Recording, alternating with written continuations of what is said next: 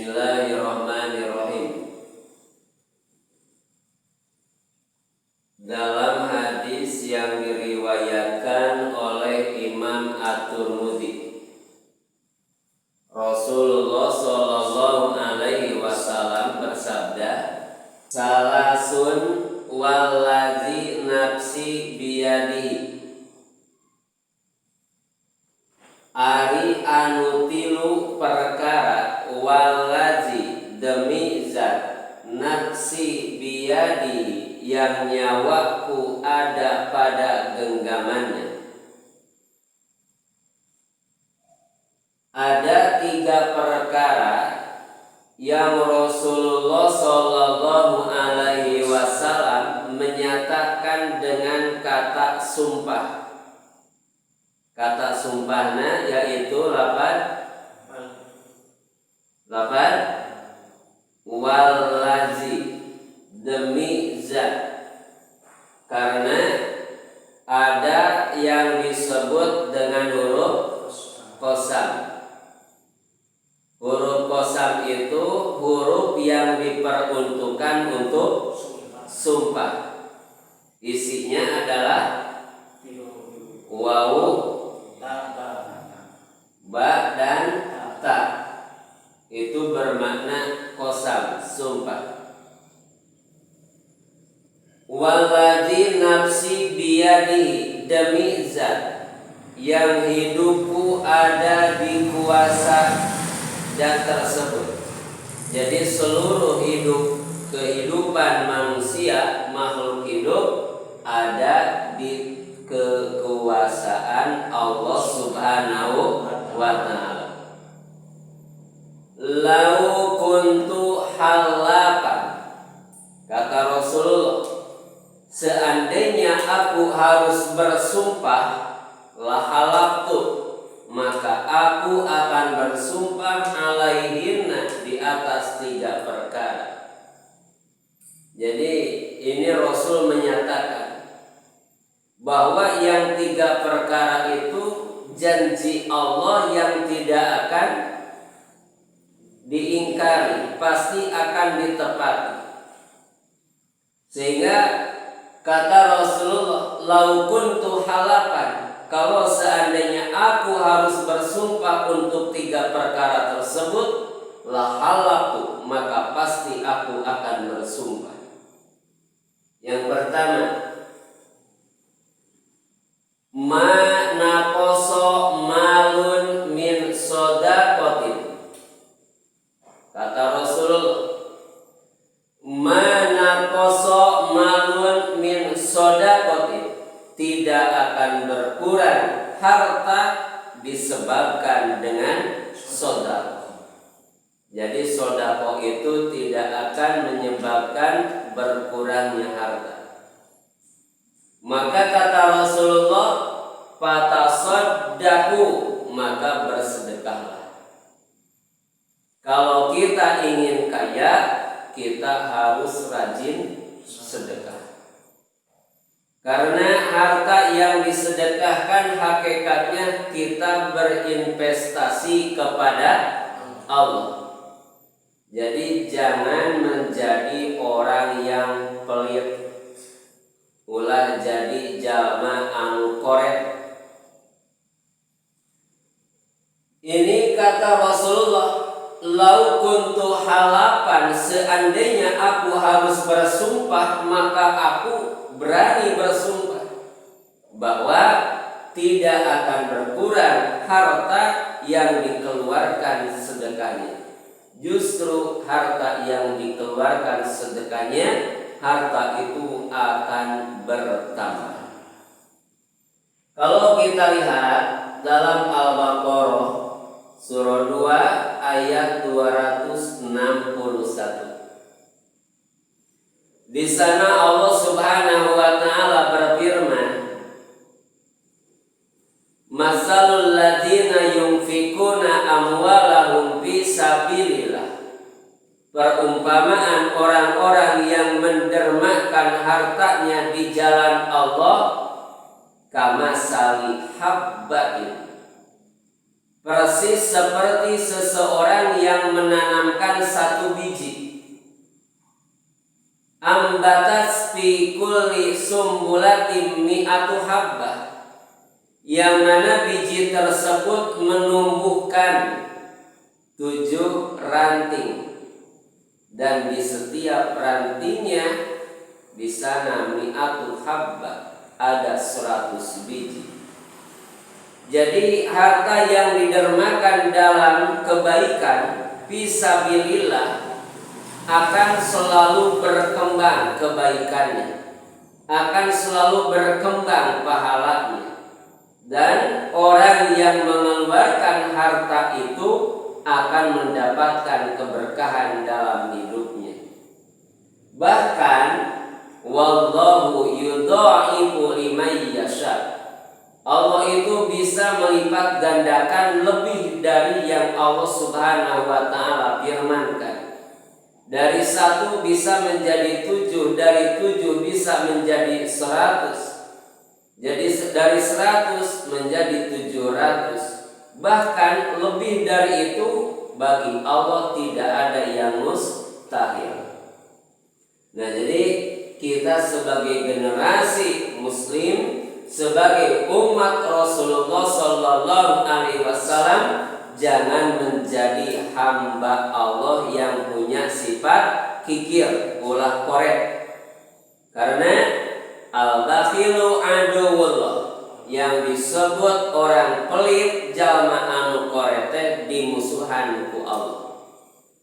Walau kana abidan, walaupun orang tersebut seorang abid, tukang ibadah, puasa Senin Kemisnya tidak pernah terlewat, 5 waktu berjamaahnya dikerjakan, tetapi punya sifat kikir, maka belum menjadi hamba Allah yang sempurna, tetapi orang tersebut dibenci oleh siapa? Allah.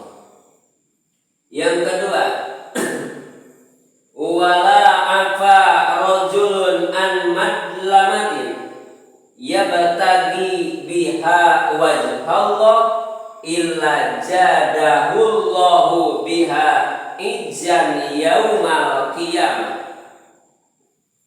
Wala afa rajulun an madlamatin, dan tidaklah seorang lelaki memaafkan dari kezaliman yang diterimanya, yabtagi biha wajhallah, dengan tujuan memaafkannya mencari keriduan Allah Subhanahu wa ta'ala, maka illa jadahullahu biha ijan yaumal qiyamah, yang akan diterima lelaki tersebut, kemuliaannya akan ditambah oleh Allah nanti pada hari kiamat. Ketika ada orang yang menyakiti, ketika ada orang yang membuat kezaliman kepada kita, tetapi orang yang berbuat zalim tidak meminta maaf, kita sudah apa? Memaafkan. Maka bagi orang yang dizalim, yang memaafkan perbuatan zalim tersebut walaupun tidak diminta untuk memaafkannya, maka orang tersebut akan mendapatkan kemuliaan nanti pada hari kiamat. Inilah kenapa Rasulullah sallallahu alaihi wasallam dicaci oleh orang yang ada di sekitar Makkah ketika Rasul dakwah. Rasul hadapi dengan kesabaran, Rasul hadapi dengan kebaikan. Rasul tidak pernah membenci orang yang membencinya.